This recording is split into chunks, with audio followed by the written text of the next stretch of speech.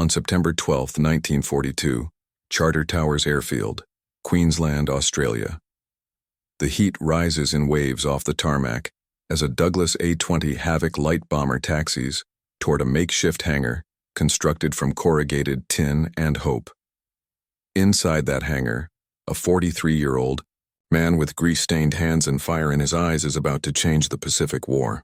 His name is Paul Irvin Gunn. Everyone calls him Pappy. In 6 hours, the aircraft he's modified will attack a Japanese airfield at Buna, New Guinea. If his modifications work, American bombers will finally have the teeth they need to tear into Japanese shipping and ground installations. If they fail, men will die, and the innovative old pilot will be remembered as the fool who wasted precious time and resources on a crackpot idea. But Pappy Gunn isn't thinking about failure. He's thinking about his wife and 4 children trapped 700 miles north in a Japanese internment camp at Stowe, Thomas in Manila. He's thinking about the convoy of Japanese transports he watched slip past American forces last week, because no aircraft could get low enough, slow enough, and deadly enough to stop them.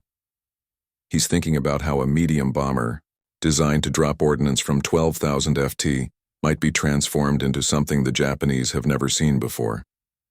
A low-level strafing monster that can shred ships, suppress anti-aircraft fire, and turn enemy airfields into graveyards. This is not the story of advanced technology solving a military problem. This is the story of a blacksmith's son from Arkansas, who, armed with nothing but wrecked fighter planes, hand tools, and a desperate need to end a war that held his family hostage, turned America's medium bombers into the most feared gunships in the Pacific. This is the story of how improvisation defeated engineering, how necessity mothered an invention that would define close air support for generations, and how one man's fury transformed aluminum and guns into a weapon that would help shatter the Japanese Empire. If you're enjoying this deep dive into the story, hit the subscribe button and let us know in the comments from where in the world you are watching from today. The North American B-25 Mitchell bomber was never supposed to be a gunship. When it rolled off the production line at the North American Aviation Plant in Englewood, California, in 1941, it was designed as a medium bomber, a workhorse aircraft meant to deliver substantial bomb loads economically and accurately from moderate altitudes between 8,000 and 12,000 FT, twin Wright R-2600 engines, 64 FT from nose to tail, 5 FT wingspan, loaded weight of 33,000 LE, maximum speed of 230 mph, or range of 300 mph. The Mitchell was a solid, reliable aircraft named after Brigadier General William "Billy" Mitchell, the charismatic air power prophet who proved in 1921 that planes could sink battleships. It carried a crew of 6 pilot, co-pilot, bombardier, navigator, radio operator, and 2 gunners. Its defensive armament included a tail gun, a dorsal turret, and a vententral gun tray that took almost a minute to extend, by which time a Zero fighter could make 3 attack passes. The waist guns posed as much danger to the Mitchell's own vertical tails and engine nacelles as they did to enemy fighters. The aircraft was thoroughly conventional, thoroughly tested, and thoroughly inadequate for the kind of war being fought in the Southwest Pacific in 1942. In the jungles and islands of New Guinea and the Solomon Islands, altitude was a luxury American bomber crews could rarely afford. The jungle environment reduced the usefulness of medium-level bombing. Flying at 10,000 FT, a bombardier might spot a ship, an airfield, or a supply dump. But actually hitting it through the dense canopy in the face of anti-aircraft fire, while being harassed by Zeros, was another matter entirely. Bombs dropped, from altitude scattered. Many disappeared into the jungle without detonating. Others landed harmlessly in water. The few that found targets often caused minimal damage because they lacked the precision to strike vulnerable points. Meanwhile, Japanese supply convoys were running nightly, sustaining isolated garrisons, reinforcing threatened positions, and delivering troops and equipment throughout their sprawling Pacific Empire. American submarines were taking a toll, but submarines couldn't be everywhere. The U.S. Army Air Forces needed a way to hammer these convoys from the air to deny the Japanese the freedom of movement that geography seemed to grant them. They needed aircraft that could fly low, loiter over targets, suppress defensive fire, and deliver devastating attacks against ships and shore installations. The problem was that no such aircraft existed in the American inventory in mid-1942. Fighters like the P-40 Warhawk and P-39 Arakko Cobra had the speed and maneuverability for low-level attacks, but they lacked the range, the punch, and the survivability to sustain operations against well-defended targets. Heavy bombers like the B-17 Flying Fortress were designed for high-altitude strategic bombing, not low-level ship-busting. Light bombers like the Douglas A-20 Havoc showed promise, but they were in short supply. The B-25 Mitchell medium bomber was available in increasing numbers, but it was designed for a completely different mission profile.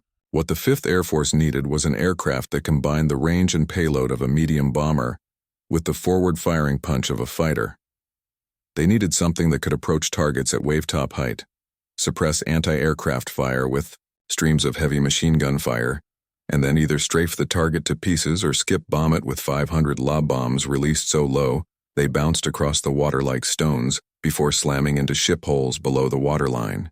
They needed a gunship, and they needed it in weeks, not months, not years, because every week of delay meant more Japanese supply runs, more reinforced positions or dead American and Australian soldiers on jungle battlefields where air support meant the difference between survival and annihilation. Enter Major General George C. Kenney, who arrived in Australia in August 1942 to take command of Allied air forces in the Southwest Pacific Theater.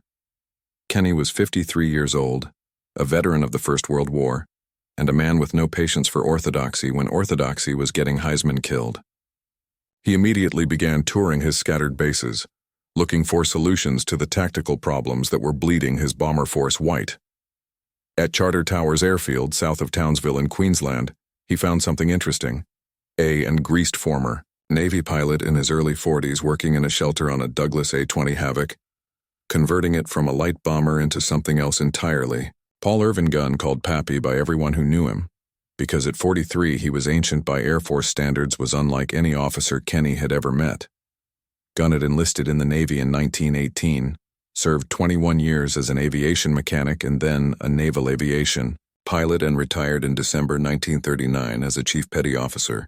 He was an expert in low-level flying, a gifted aircraft mechanic, and a man who understood airplanes the way a blacksmith understands iron because he could shape them with his hands. After leaving the Navy, Gunn had moved his family to the Philippines, where he helped start Philippine Airlines, flying 5 privately owned Beechcraft aircraft on cargo and passenger routes throughout the islands. When the Japanese attacked Pearl Harbor on December 7, 1941, Gunn was in Manila. Major General Louis Brighton, commander of the Far East Air Force, immediately commandeered Philippine Airlines aircraft and personnel. Gunn was sworn into the Army Air Ore as a captain, given command of a makeshift air transport squadron, and ordered to evacuate military personnel from Japanese-held territory. For the next 6 weeks, Gunn flew mission after mission into hostile airspace in unarmored Beechcraft planes, bringing out pilots, fing supplies, tow besieged troops on baton, and performing feats of low-level flying that earned him a reputation as either the bravest or the craziest pilot in the Philippines. He survived being shot down once, crashing into a coconut plantation, and being rescued by the plantation owner, someone he'd flown as a passenger during peacetime. Eventually, in late January 1942, Gunn flew one of the last aircraft out of the Philippines to Australia, carrying key personnel to safety. But he left something behind. His wife Clara Ara Louise and their 4 children, Nathaniel, Connie, Julie, and Paul Jr., were trapped in Manila when the city fell. On January 20, 1942, the Japanese rounded up American and Allied civilians and interned them at the University of Stowe, Thomas. Pappy Gunn's family would remain prisoners there for 3 years, living on starvation rations, subject to brutal discipline, slowly wasting away while he fought from Australia, unable to reach them, unable to protect them, able only to kill as many Japanese as possible, in the desperate hope that ending the war faster might save their lives. This was the man General Kenney found working on an A-20 in a tin shelter at Charter Towers in August 1942. This was the man who, when asked what he was doing, explained that he was installing 4 50 caliber machine guns into the bombardier's nose, replacing the transparent plexiglass with solid metal, and transforming the light bomber into a low-level Strafer that could suppress anti-aircraft fire and tear enemy aircraft and installations to pieces. Kenny asked where Gunn had gotten the machine guns. Gunn explained that he was scavenging them from wrecked fighters scattered across Australian airfields, P-40 Warhawks, and P-39-era Cobras damaged beyond repair, but with functional weapons. The 5th Air Force supply of 50 caliber machine guns was severely limited throughout the Southwest Pacific. There were never enough. So Gunn did what any good mechanic does. He improvised, he found wrecks, he salvaged guns, he fabricated mounts. He tested, adjusted, tested again. He made it work because making it work was the only option. General Kenny was impressed. This old sailor understood something that headquarters staff in comfortable offices never would. That war is not won by following procedures, but by solving problems, and that the best solutions often come from people who know their tools intimately enough to bend them to new purposes. Kenny immediately placed Gunn on his personal staff as Special Projects Officer and gave him a simple mandate: convert more aircraft, make them deadlier, do it fast. Gunn set to work with a fury that astonished everyone around him. He wasn't just an engineer solving a technical problem. He was a father trying to save his family by shortening a war. Every aircraft he modified, every sortie that aircraft flew, every Japanese ship sunk or airfield destroyed, brought the war closer to Manila, closer to Star Thomas, closer to his wife and children. Fury is a powerful motivator. Desperation is an even more powerful engineer. By early September 1942, Gunn had converted several A-20s into Strafers. The modifications were crude but effective. 450 caliber Browning M2 machine guns mounted in the nose, solid metal panels replacing the bombardier's transparent station, additional ammunition storage, bomb racks modified to carry parachute fragmentation bombs, small bombs slowed by parachutes so the attacking aircraft could escape the blast radius even at ultra-low altitude. The parafrag bombs would float gently down over enemy airfields and installations, exploding above parked aircraft and fuel dumps, showering them with red-hot fragments and white phosphorus that set fire to everything the fragments touched. The converted A-20s were tested in combat on September 12, 1942 in a raid against the Japanese airfield at Buna, New Guinea. The results exceeded every expectation. Flying at wave-top height and treetop level, the Strafers roared in before defenders could react, suppressing anti-aircraft fire with streams of 50 caliber armor-piercing rounds, then releasing their parafrag bombs directly over the target. Japanese fighters caught on the ground exploded, fuel dumps detonated, buildings disintegrated. The lightly constructed Japanese aircraft built for agility and range, not armor, tore apart under the half-in bullets traveling at 2,900 ft/s. The Strafers pulled up and away, leaving behind a trail of destruction that looked like the wrath of an angry god.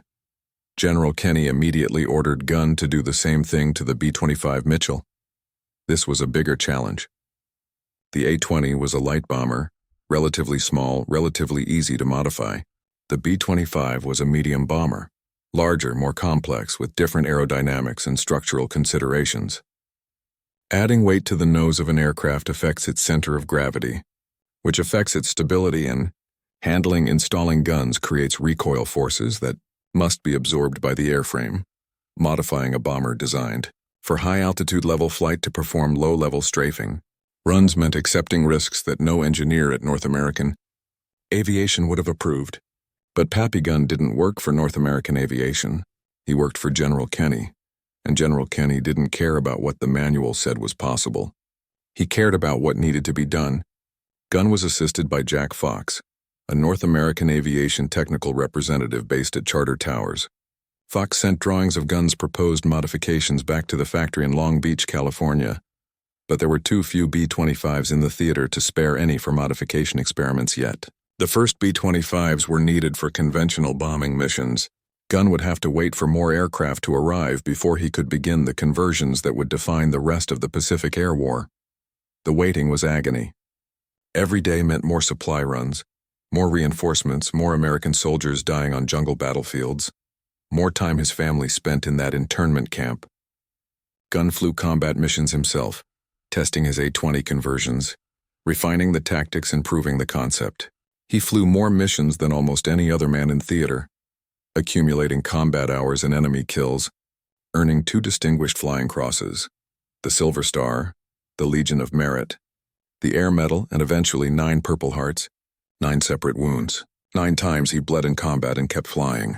By late 1942, B-25 Mitchells were arriving in Australia in greater numbers. General Kenny authorized Gunn to begin the conversion program. Working with a small team of mechanics, Gunn established a B-25 conversion center at Townsville. The modifications were extensive. Remove the transparent bombardier's nose. Replace it with solid metal panels.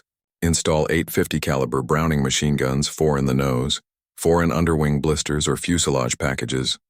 Some aircraft received additional guns. 2 more forward-firing guns in cheek blisters on either side of the nose, bringing the total forward-firing armament to 10 or even 12 heavy machine guns. Add the dorsal turrets to guns which could be synchronized to fire forward with the fixed guns, and some B-25s could bring 1450 caliber machine guns to bear on a target simultaneously.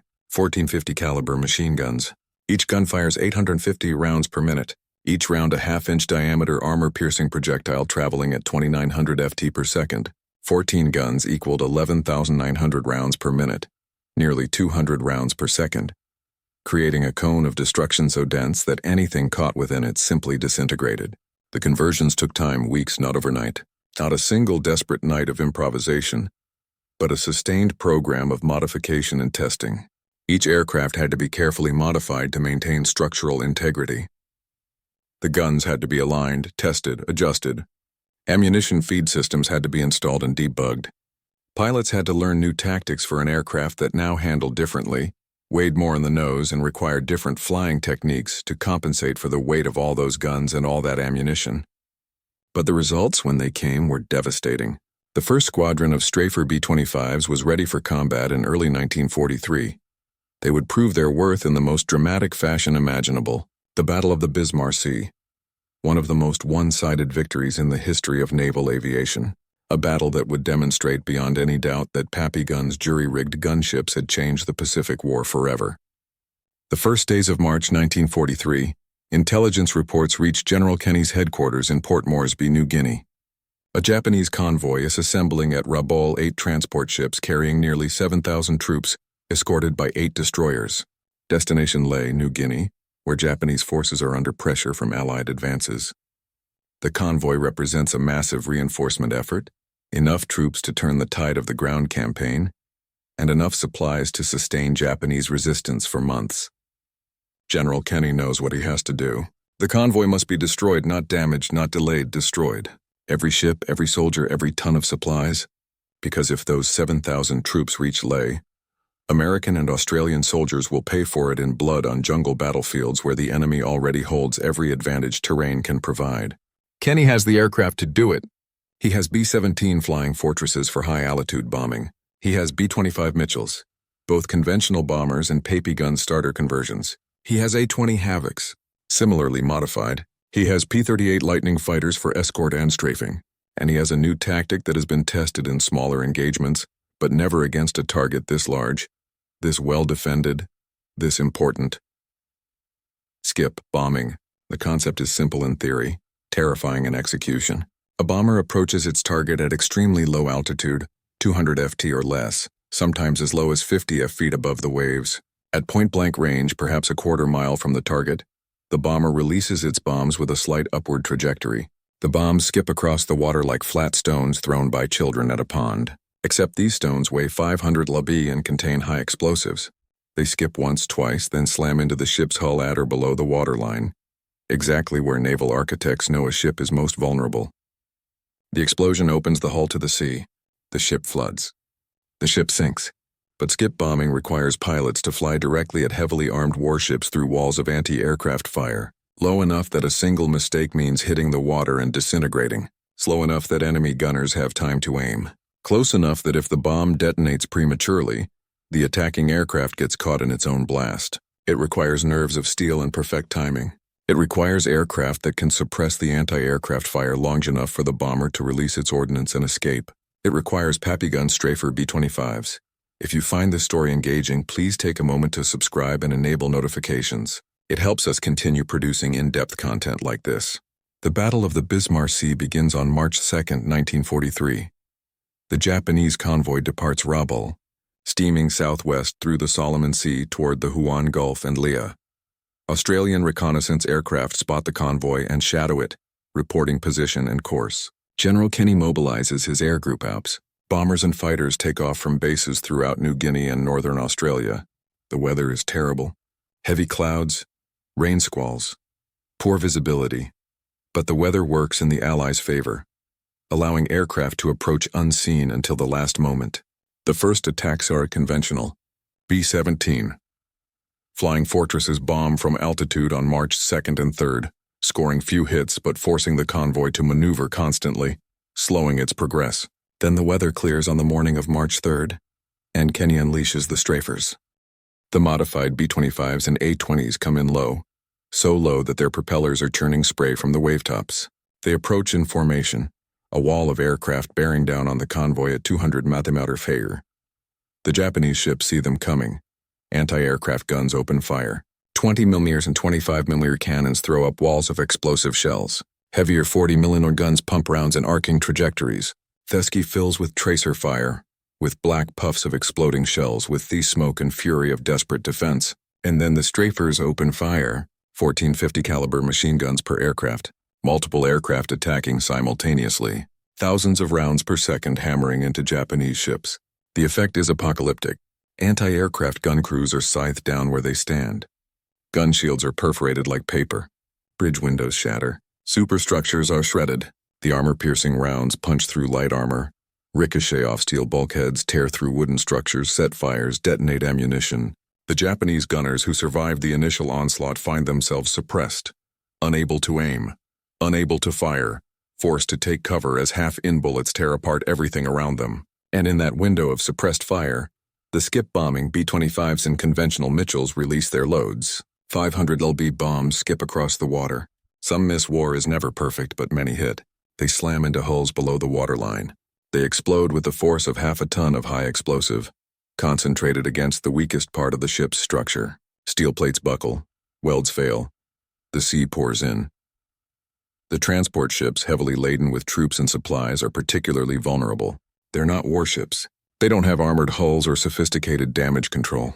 When the bombs hit, when the hulls open to the Pacific, they begin sinking immediately. Troops below decks, trapped in compartments that are flooding, have nowhere to go. The ships settle lower in the water, list to one side, then capsize or break apart and slide beneath the waves. The destroyers fare better. They're warships designed to take punishment. But even they cannot withstand the coordinated assault. One destroyer takes a bomb amidships and breaks in half. Another is so riddled with 50 caliber fire that it becomes unmanageable, drifting in circles as fires rage unchecked. A third destroyer trying to rescue survivors from a sinking transport is caught by Strafers and turned into a funeral P. The battle continues for 3 days. Every time the Japanese try to rescue survivors, Allied aircraft appear. Every time a damaged ship tries to limp away, it's attacked again. The Strafer B-25 shunt like wolves, working in coordination with conventional bombers, with fighters, with reconnaissance aircraft spotting targets. They use the new parachute fragmentation bombs, floating them down over the decks of destroyers, killing exposed personnel, starting fires, creating chaos. They strafe lifeboats and debris fields not out of cruelty, but because those survivors are soldiers who, if rescued, will fight again on New Guinea's battlefields. By March 4th, the Battle of the Bismarck Sea was over. The results are staggering. All 8 transport ships sunk, 4 destroyers sunk, 3 others heavily damaged. Approximately 3,000 Japanese soldiers were killed in the sinking ships or in the water. Fewer than 1,000 reach land, and most of those are immediately captured or killed by Allied forces. The reinforcement effort is annihilated. The supplies that were supposed to sustain the Japanese garrison at Leh for months are at the bottom of the Bismarck Sea. Allied losses: 4 aircraft shot down, 13 aircrew killed or missing. It is one of the most one-sided victories in the history of warfare, and at the center of it, making it possible, are Pappy Gunn's modified B-25s, the Strafers that suppressed defensive fire, that allowed the skip bombers to approach, that tore Japanese ships apart. With concentrated machine gun fire, General Kenny immediately orders more conversions. Word spreads throughout the theater. Other air forces want the Strafers. The 13th Air Force sends B-25s to Brisbane for conversion. Depot engineers at Tontota begin modifying aircraft. The 10th Air Force in India picks up the modifications. What began as one man's desperate improvisation in a tin hangar in Queensland becomes standard practice across the Pacific. But the story doesn't end with tactical success because North American aviation back in California has been watching. The factory representatives have been sending reports about Gunn's modifications. Engineers in Long Beach have been studying the results, and they've begun incorporating Gunn's innovations into new production models. In late 1943, North American introduced the B-25G model. The transparent nose is gone, replaced by a solid metal nose housing a 75mm M4 cannon, a tank gun mounted in an aircraft, firing 3 lb high-explosive shells that can engage ships from 2 mi away and sink smaller vessels with a single hit. 450 caliber machine guns supplement the cannon. The concept is innovative. The execution is problematic. The 75mm cannon produces tremendous recoil. Each time it fires, the entire aircraft shudders. Pilots struggle to keep the aircraft stable. The cannon is manually loaded, slow torload, and quickly exhausts its limited ammunition supply. After 7 weeks of combat, units equipped with the B-25G have expended all their 75mm ammunition. The cannon-armed Mitchells are an interesting experiment, but ultimately they prove less effective than Pappy Gunn's simpler solution: more machine guns. The B-25H model appears next 1,000 aircraft built with even more machine guns. The 75mm cannon is replaced with a lighter 14-gun version.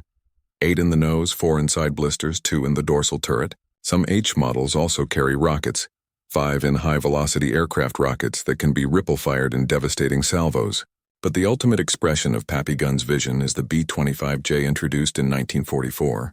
North American builds over 4,000 J models. Many are delivered with transparent noses for conventional bombing, but the air depot system creates conversion kits, the Strafer nose option. When a J model is converted to Strafer, it carries 1850 caliber machine guns, 8 in the nose, 4 in the fuselage packages, 2 in the dorsal turret, 1 in each waist position and 2 in the tail. 14 of those 18 guns fire directly forward. 1850 caliber machine guns on a single aircraft. 15 and 300 rounds per minute combined rate of fire. Over 250 rounds per second. A B-25J Strafer firing all forward guns simultaneously puts more lead into the air than an entire infantry company could fire with their rifles. The effect on targets is not destruction, it's disintegration. These heavily armed Mitchells continued to devastate Japanese targets throughout New Guinea, the Philippines, and Okinawa until the end of the war. They strafe airfields, destroying parked aircraft. They attack bridges, severing supply lines. They hunt coastal barges and small vessels. They support ground troops with devastating close air support. They are so effective that captured enemy documents warn Japanese forces not to attack when the Strafer overhead weapons are useless against them, and attacking will only infuriate the monsters. The Strafer crews develop their own tactics and their own reputation. They fly low enough to see the expressions on enemy soldiers' faces. They approach from unexpected angles over mountains, up valleys, along coastlines, using terrain to mask their approach until the last second. They work in coordination with each other, one aircraft suppressing fire while another delivers the killing blow. They're feared. They are hated. They are merciless. And behind every one of those aircraft is Pappy Gunn's desperate fury, channeled into engineering, transformed into lethality. Major Gunn promoted for his innovations, and his combat record is eventually sent back to the United States to oversee factory production of the new B-25 variants at North American Aviation. It's a recognition of his contributions, an acknowledgement that his field modifications have been so successful they need to be incorporated into production aircraft. But Gunn doesn't want recognition. He wants to be in the Pacific fighting, killing Japanese, shortening the war that holds his family hostage. He returns to the Pacific as soon as he can. He continues flying combat missions. He continues taking risks that make his commanders nervous. In late 1944, a Japanese bombing attack on Leyte in the Philippines catches him on the ground. He's wounded his 9th Purple Heart badly enough that he's removed from active combat. The war continues without him. But by then, the Strafer program he pioneered is so thoroughly integrated into Pacific air operations that it no longer needs him. In February 1945, American forces liberated Manila. They fight house to house, building to building against fanatical Japanese defenders who would rather die than surrender. On February 3rd, American troops reached the University of St. Thomas. They find over 3,000 internists starving, sick, traumatized by 3 years of captivity. Among them are Clara Louise Gunn and her 4 children. Pappy Gunn is reunited with his family. They're alive, barely malnourished, traumatized, forever marked by their ordeal. But alive. The war he fought to shorten, the modifications he made, the missions he flew, the Japanese he killed, all of it was for this moment. His family survives. The Philippines are liberated. The war grinds toward its conclusion. Gunn retired from the Army Air Forces as a full colonel on June 30th, 1948, medically retired due to his accumulated wounds. He returns to the Philippines to build Philippine Airlines, the airline he helped start before the war. The company expands, provides flights across the South Pacific, and becomes one of the region's major carriers. Gunn flies again, not in combat, but in commerce, carrying passengers and cargo instead of guns and fury. On October 11, 1957, Colonel Paul Irvin Pappy Gunn died when his chartered Beech 18 crashed in a storm over the Philippines. He's 57 years old. He survived 21 years in the Navy, 5 years of brutal combat in the Pacific War, 9 combat wounds, countless close calls, and the loss of nearly everything he cared about during the dark years when his family was imprisoned. A storm over the islands he loved finally claims him, but his legacy endures. The Strafer concept he pioneered doesn't die with him. During the Korean War, modified B-25s provided close air support using the same tactics Gunn developed. The principal heavy forward-firing armament on a stable platform becomes doctrine. In the 1960s, when the United States began developing gunships for Vietnam, the engineers looked back at Pappy Gunn's work. They study his modifications, they understand his insight, that sometimes the best weapon isn't the newest or the most technologically advanced, but the one that puts the most firepower exactly where it needs to be. The AC-47 Spooky, the first modern gunship, uses sideways firing guns and a pylon turn, a different approach than Gunn's forward-firing Strafers, but the same understanding that transport and bomber aircraft can be converted into devastating gunships. The AC-130 Spectre, still flying today with 105mm howitzers and sophisticated targeting systems, is a direct descendant of Gunn's vision. Take an aircraft designed for one purpose, modify it for another, and create a weapon so effective it changes how wars are fought. Every Air Force close-air support doctrine written since the 1940s acknowledges implicitly or explicitly that Pappy Gunn was right, that Desperation can produce innovation, that field modifications can outpace factory design, that the side willing to improvise to break rules, to transform its tools into weapons its enemies have never seen, holds an advantage that technology alone cannot provide. The irony is profound and multi-layered. A bomber designed to drop ordnance from altitude becomes a low-level strafer. A former Navy pilot retired and running a civilian airline becomes one of the most innovative weapons designers of the war. An aircraft modification program born from desperation and scavenged parts became the foundation for gunship doctrine used for 80 years. A man fighting to save his family helps destroy an empire. And perhaps the deepest irony, the B-25 Mitchell, which Pappy Gunn modified so dramatically, was never supposed to be a close-air support aircraft. It was supposed to deliver bombs from medium altitude. It was supposed to be safe, orthodox, and conventional. But orthodoxy doesn't win wars. Innovation does. Desperation does. Fury channeled into engineering. The morning of September 12, 1942, Pappy Gunn's modified A-20 attacked Buna. The raid succeeded beyond all expectations, but Gunn wasn't celebrating. He was already planning the next modification, the next improvement, the next innovation, because every day the war continued was another day his family spent in that camp. Every sortie his aircraft flew, every enemy position his modifications destroyed brought the end closer. War is often portrayed as a story of grand strategy, of decisive battles, of great commanders moving armies like pieces on a chessboard.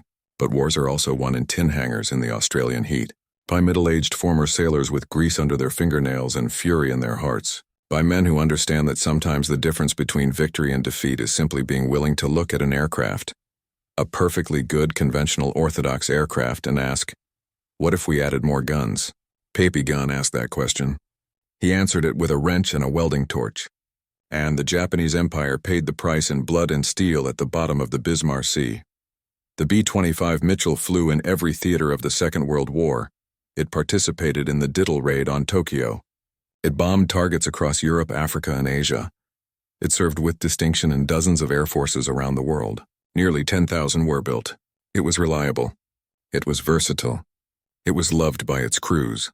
But in the Southwest Pacific, the Mitchell was something more. It was a gunship. It was a ship killer. It was a terror weapon that forced the Japanese to abandon daylight supply runs, to scatter their convoys, to accept that American air power could reach them anywhere, anytime, and turn their ships into funeral pyres.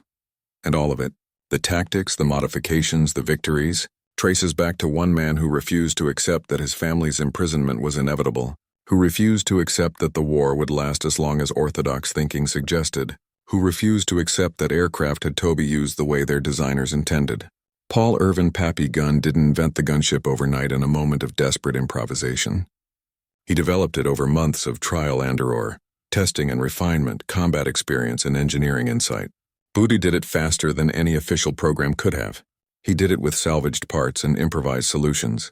He did it because he had to, because every delay meant his family suffered, because fury is a powerful engineer when channeled through skill and determination. The Strafer B-25s weren't perfect. They were nose-heavy. They handled differently than conventional Mitchells.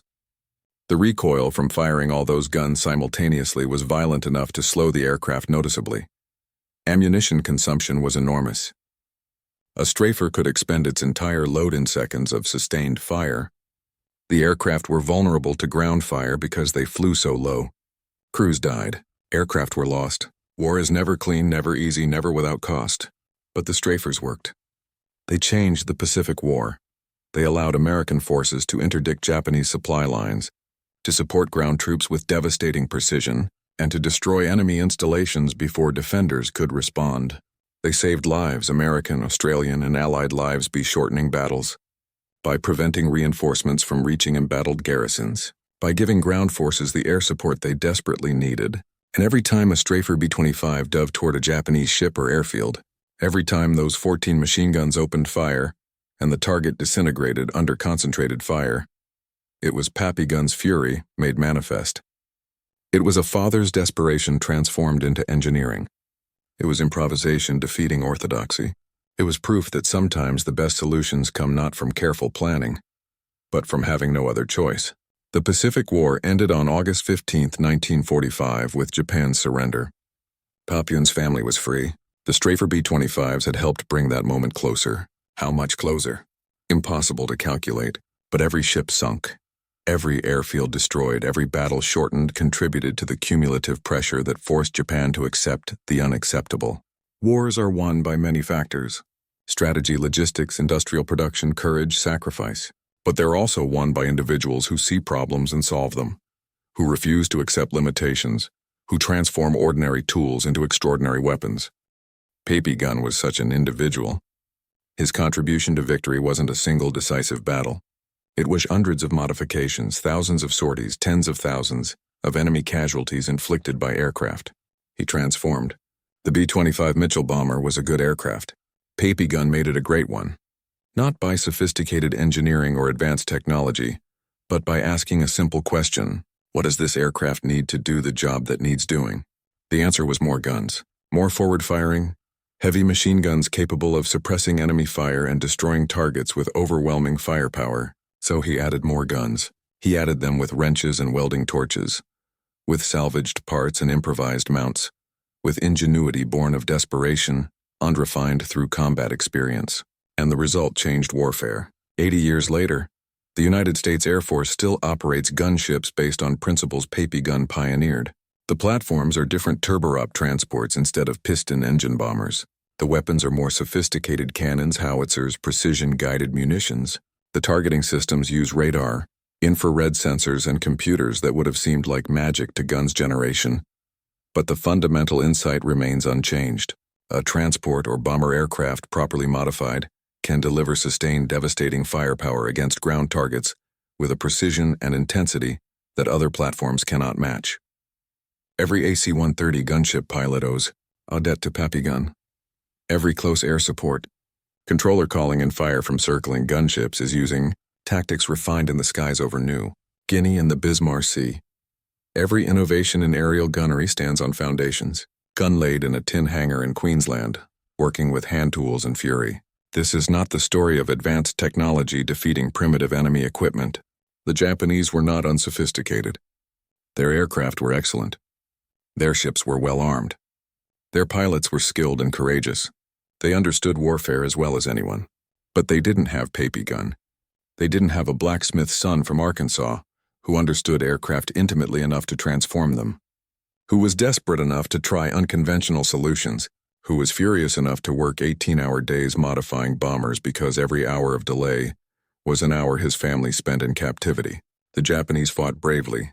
They fought skillfully. They fought with everything they had. But they couldn't adapt as fast as Gunn could innovate. They couldn't counter tactics they'd never seen before. And when those Strafer B-25s came in at wavetop height, guns blazing, bombs skipping across the water toward their hulls, all the courage and skill in the world couldn't save them. Thank you for watching. For more detailed historical breakdowns, check out the other videos on your screen now. And don't forget to subscribe.